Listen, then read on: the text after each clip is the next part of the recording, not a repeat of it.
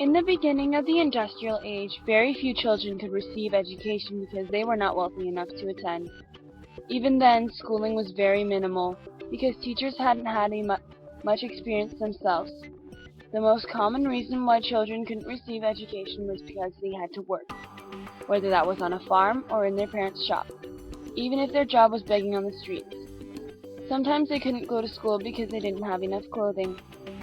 Then late in the 1800s, more children were in class, and quality of elementary education improved as teachers were beginning to get trained.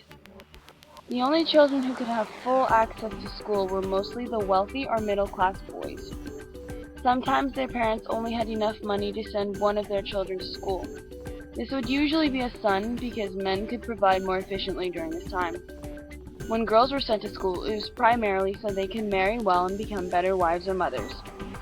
Since poor children didn't have enough money, they could only get as much education as they could from dame schools, which are in-home teaching, or Sunday schools. In the 19th century, there were changes and advances in education. Young children were working to support their families in order to get food and clothing. The children would work all day in factories, and the government began to get worried.